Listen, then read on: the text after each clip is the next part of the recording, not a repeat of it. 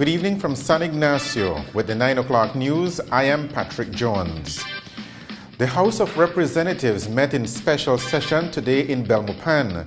The major issue on the agenda was a bill to amend the Belize Sugar Industry Act to comply with an order of the Supreme Court to give all cane farmers the freedom to belong to an association of their own choice and to facilitate the start of the 2015 sugar crop. The bill was introduced to the House this morning by Deputy Prime Minister and Minister of Agriculture Gaspar Vega. And when he asked that the bill be taken through all of its stages at today's sitting, the leader of the opposition, Francis Fonseca, objected, reasoning that the magnitude of what the bill addressed required more preparation for debate than was afforded to members of the People's United Party. Fonseca appealed to the Prime Minister for a withdrawal of the bill so that proper consultation could have taken place to facilitate the debate. But Prime Minister Dean Barrow, in response to the appeal, rose to tell the House that it was flatly rejected. The Prime Minister said that the delay of the sugar crop was due to what he called machinations, bad mind, and a sabotage by a number of people, including the leader of the opposition. And so the exigencies of the situation absolutely requires that the bill be passed today. After meeting to consider the bill, the Public Service, Labor, Industry and the Trade Committee returned it to the House for second and third readings.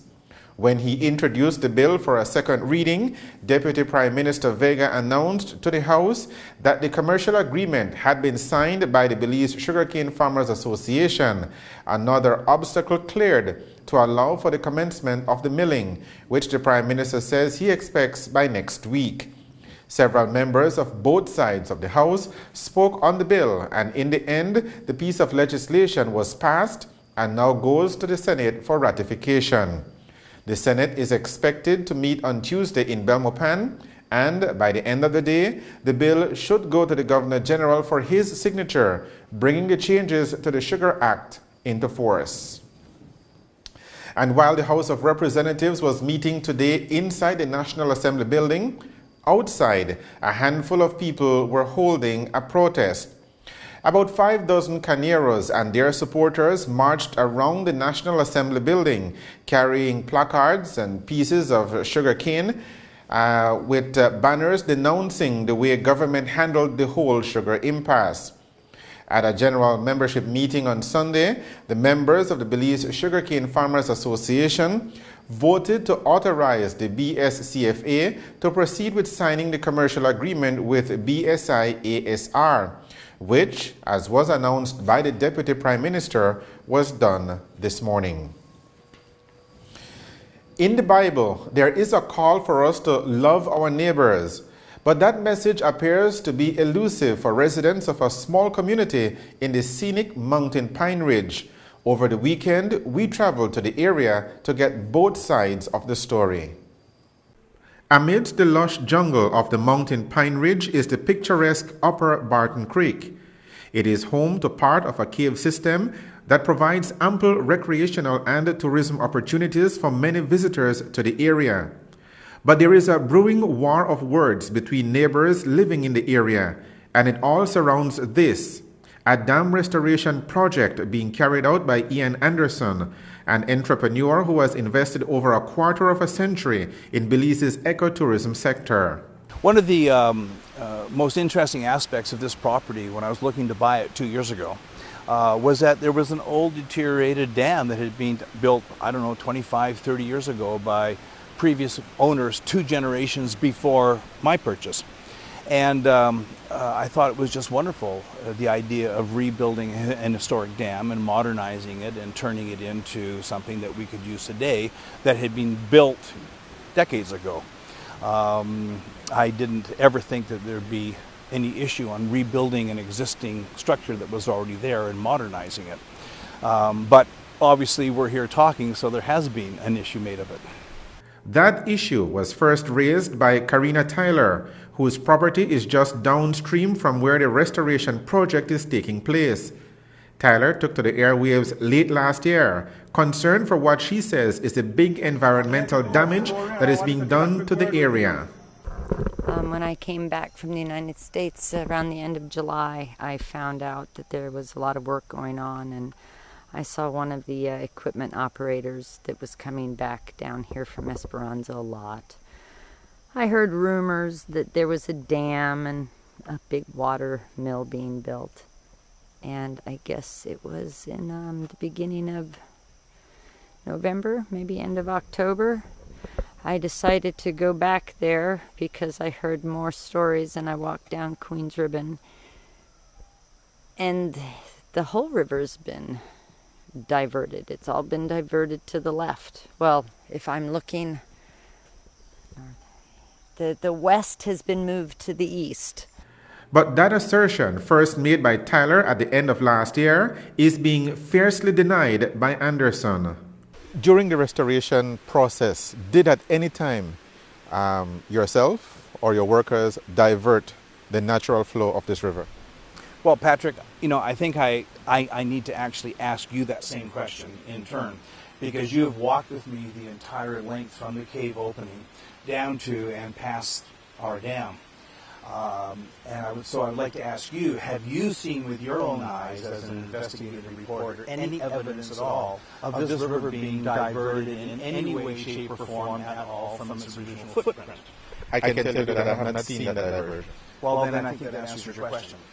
Anderson says that watermarks on the rock formations in the area are ample evidence that no new dam has been built on the river for decades. And he's being backed up by another of his neighbors, businessman Mike Bogart. Ian's property is next door. He's a good neighbor. I'm so thankful to have a good neighbor. For years I've had some problems with certain ladies. A lady down the road that's a neighbor. Sorry, that word is not incorrect. She appears to be incorrect in my opinion. I'll use in my opinion. Mm-hmm. But Ian's just a good neighbor. We're doing nothing together with the creeks or the dams or any diversion whatsoever. I know people who have been swimming there for years. There was never a dam. That dam was built sometime between April and July. And that is a fact. I mean, it might have had a little bit of starting before April, but nothing. But they say whatever they want, don't they? Anderson believes that this latest accusation, which he believes is spearheaded by his neighbor, is part of an ongoing campaign of sustained harassment, which he just wants to stop so that they can coexist in peace and harmony. We have a neighbor that has historically, since they arrived in the country over 10 years ago, done nothing but continually harass their neighbors for the last 10 years.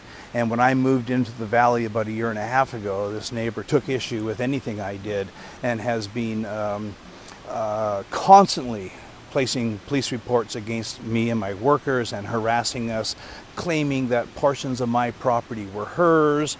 We've actually had 2 different surveyors come out to resurvey our survey lines at a great expense to ensure that in fact the survey lines were our boundary and not hers. I had said to her 2 different times that if there had been a mistake and if the property lines were in the wrong location, we would immediately move them back to the property, to the proper location. But of course that didn't satisfy her at all. And just even the last 2 months, she's put in many, many police reports, all false, including this report that was done by Plus TV. I hope that as part of this investigation that you'll actually try locating dry riverbeds and fish die-offs and rerouting of rivers, all the allegations that she made. Matter of fact, the Department of Environment was out here and they were questioning themselves where the river diversion was, and they couldn't find one either. So this isn't a figment of someone's imagination. This is a malicious attack against what I've always considered for 25 years has been a good name of Ian Anderson, working with ecotourism in the country, developing tourism in the country, working very, very, very hard at trying to build a name for Belize. And I take quite a strong objection to our neighbor and Plus TV publishing, 3 weeks in a row the same report. Mike, what is it going to take for you all to live as neighbors, to coexist in harmony behind here?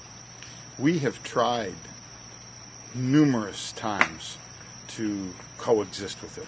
I built a road to the back of my farm so I don't even have to go by her farm. I don't have to see her. I don't have to talk to her. I don't have to do anything. And that doesn't work. She finds reasons. David Johansson, a neighbor who lived next door, tried to coexist, come down here many times and tried to convince me to be really nice and let's just go out of our way to be super nice. Well, you go talk to David Johansson today, he won't even talk to you about Karina Tyler.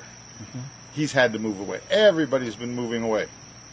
My next door neighbor Ian has a lot of problems because he's just there.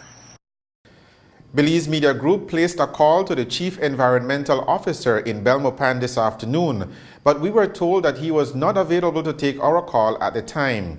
We'll keep trying to reach the department for comment on the situation. The 9 o'clock news will continue after these messages.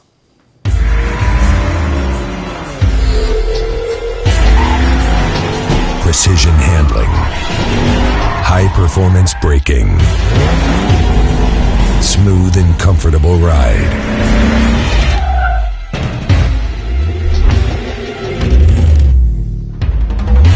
Tame the road. Hankook tires.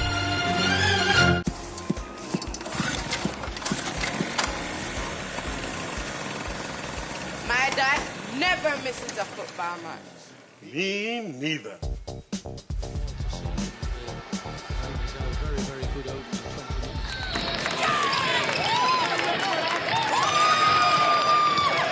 Are you enjoying this game or what?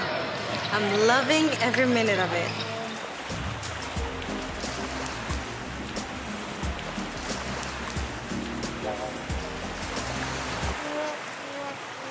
I can't miss this game, but I can't see it either. Here, now you can. The game's on me. Now, wherever there's internet, you don't have to miss a single minute of TV. And the best part of MyTV is it costs as little as $10 monthly for Central TV and Internet's customers. With 25 channels at your fingertips, you'll always be tuned in. MyTV is available only at Central TV and Internet. Log on and discover a new world of mobile TV. Hey, do you happen to have a beer?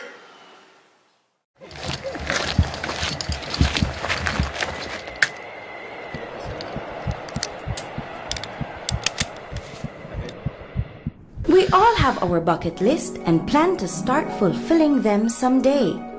Anytime now. Don't worry, babe. You can do it. Go, Mom! You can do this!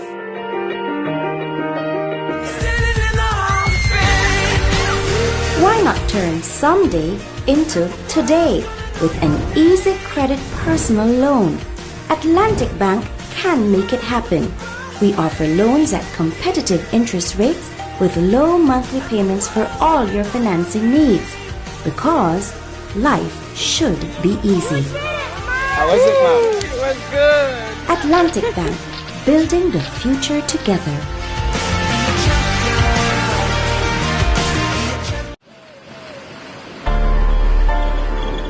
When I exercise, I do only the most rigorous and complex techniques to challenge my body and keep it at its best. When I am building my body strength, I go for the heavy weights to keep my muscles challenged. When I prepare my meals, I make sure everything is fresh and tap into all my food groups. When I need internet service, I use Smart Zoom service to ensure reliability and speed. I am Rigo Veos, two-time Mr. Belize. I use only the best. I choose smart, and so should you.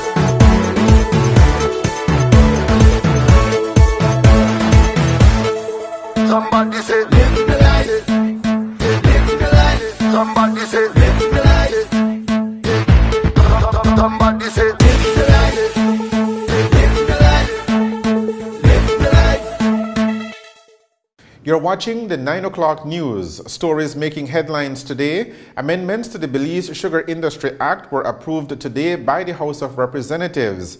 The lower house of Parliament met in special session today, and the amendments were passed despite objections from the opposition People's United Party.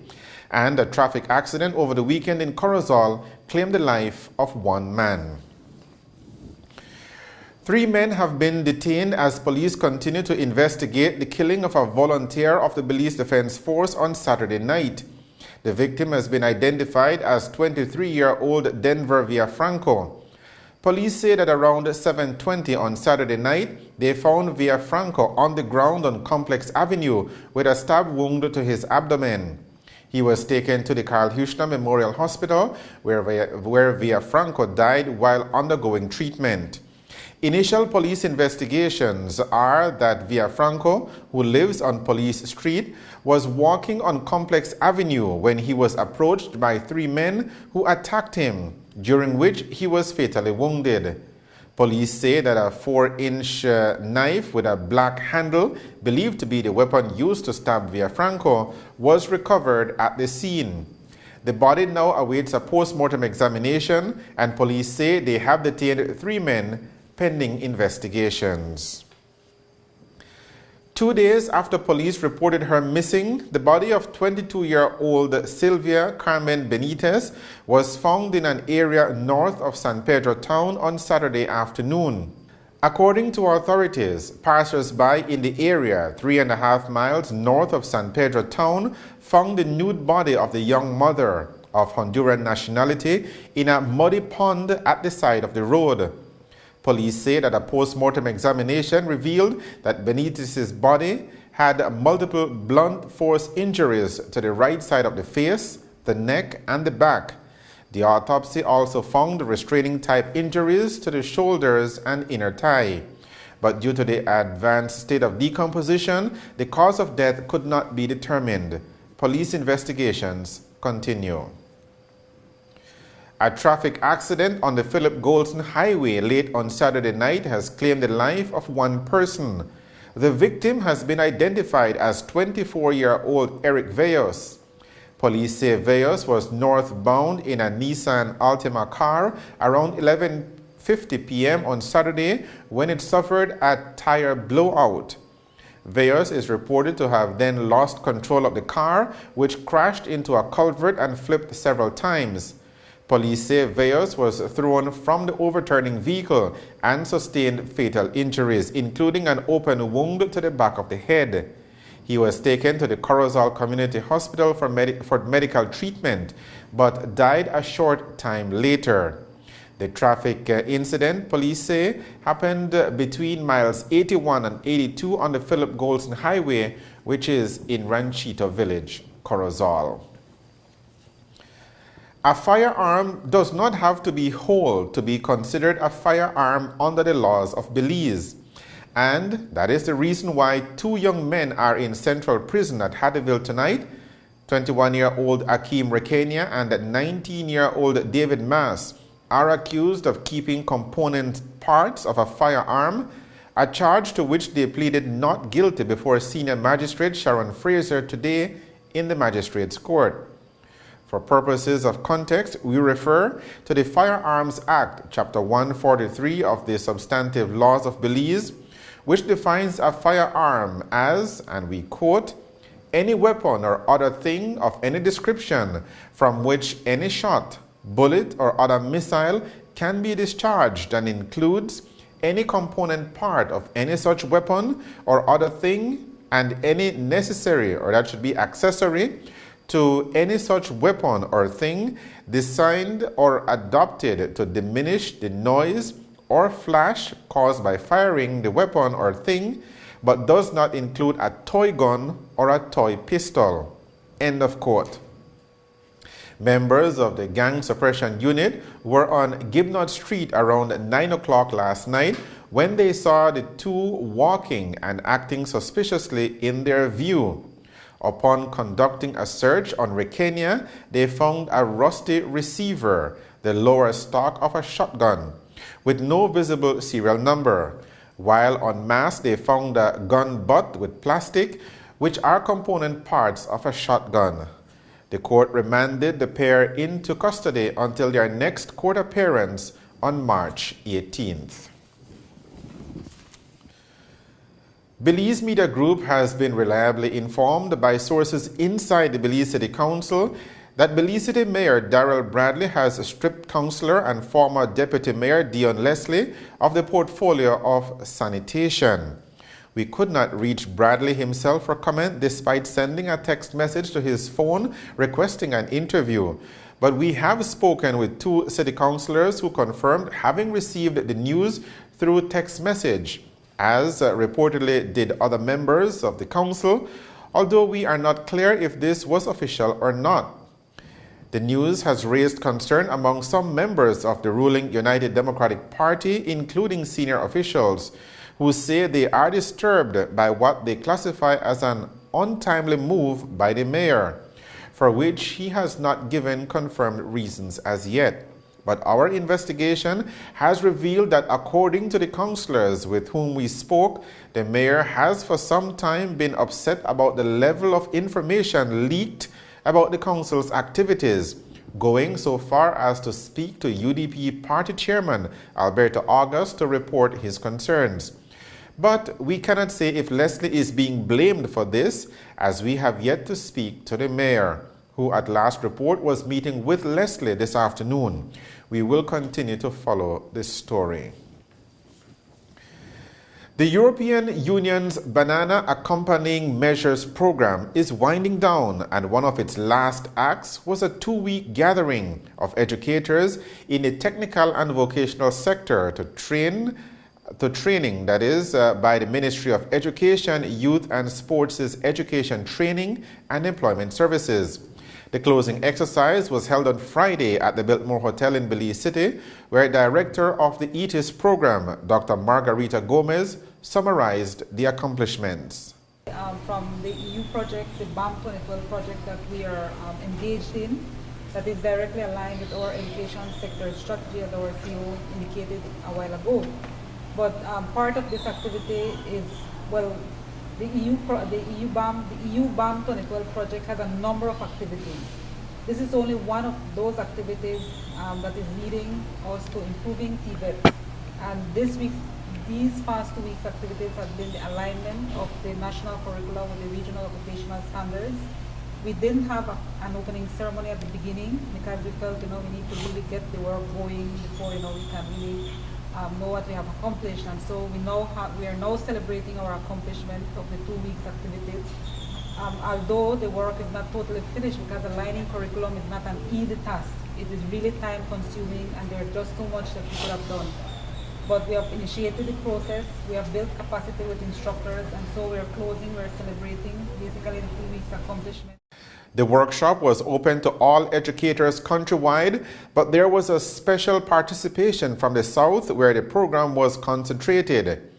CEO in the ministry, David Leacock, says Belize is working toward a harmonization of standards in the Caribbean with those of Belize. As you may have been informed, it's about aligning our TVET curriculum with regional occupational standards. This effort is financed by as you mentioned, the Banana Accompanying Measures for Sugar, funded by the European Union. There's a similar initiative in the North, Accompanying Measures for Sugar. And many may wonder, you're having a funding to support the banana industry and so on. How does education fit into all of this? How come you're financing an education part, component within that? Well, ultimately, the development of the banana industry, the sugar industry, is ultimately about developing our people and our economy. And so those two things are inextricably linked. You want to train your people to be productive, and so this is an effort to do just that, to develop our people in that regard. That was the CEO in the Ministry of Education, David Leacock. And we'll come back for our check of the weather right after these messages.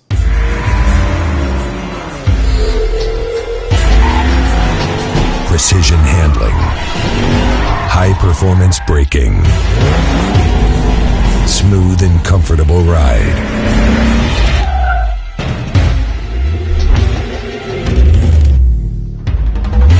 Tame the road. Hankook Tires.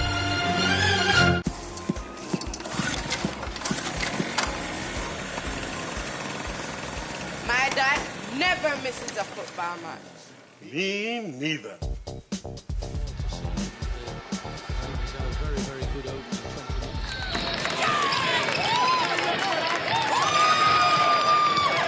Are you enjoying this game or what? I'm loving every minute of it.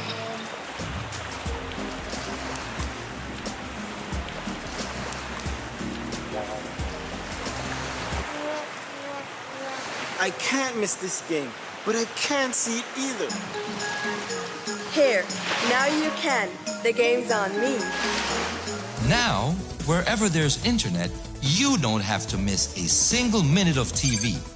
And the best part of MyTV is it costs as little as $10 monthly for Central TV and Internet's customers. With 25 channels at your fingertips, you'll always be tuned in. MyTV is available only at Central TV and Internet. Log on and discover a new world of mobile TV. Hey, do you happen to have a beer?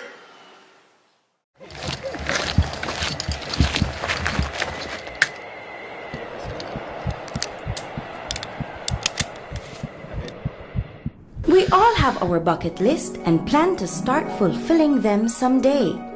Anytime now. Don't worry, babe. You can do it. Go, Mom! You can do this!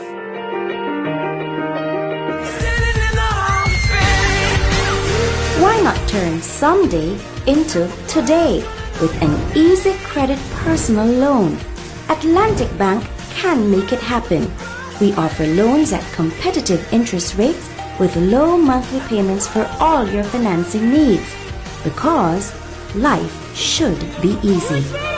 How was it, Mom? It was good. Atlantic Bank, building the future together.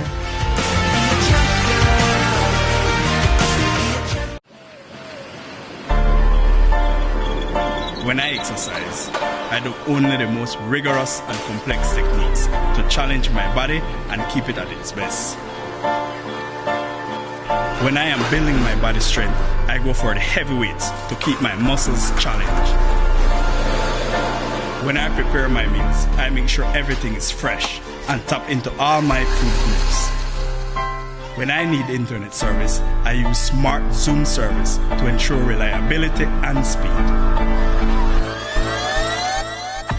I am Rigo Veos, two-time Mr. Belize. I use only the best. I choose smart, and so should you.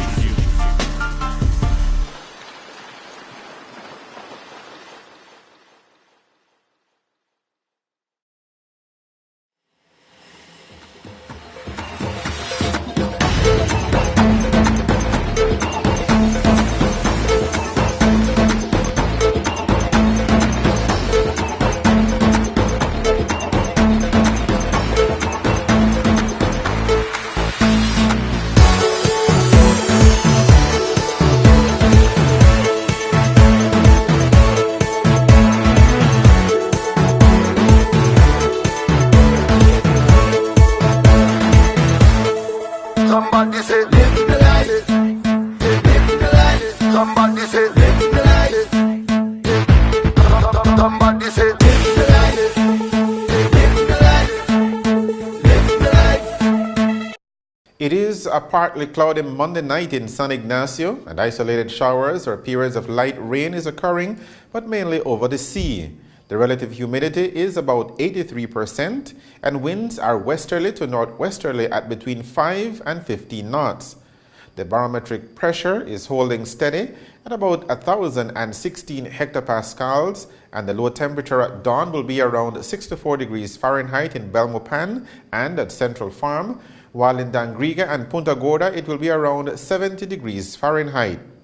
If you want to see the sunrise on Tuesday, then you will have to be up around 6:26 in the morning. On Tuesday, weather conditions are expected to become drier. Skies will be mostly sunny with little or no rainfall expected. High temperatures tomorrow will be 82 degrees Fahrenheit inland, 80 degrees Fahrenheit along the coast, and a comfortable 72 degrees Fahrenheit up at the exposed areas of the mountain Pine Ridge and along the Maya Mountains in the south. The extended forecast, valid through to Wednesday afternoon, is for mainly fair and dry weather conditions to prevail. And that's your Monday evening weather report and forecast with information provided by forecaster Michael Gentle at the Belize Weather Bureau. And finally tonight, a reminder of the main points again. The House of Representatives met in special session this morning in Belmopan. The main feature on the agenda was a bill to amend the Belize Sugar Industry Act. The bill now goes to the Senate on Tuesday for ratification. And a BDF volunteer was killed over the weekend in Belize City. The victim has been identified as 23-year-old Denver Villafranco. With the headlines, we end this edition of the news. Our news lines remain open at all times, and you can visit our website for continuing coverage of the latest news from around the country. Thank you for joining us. I am Patrick Jones. Have a good night.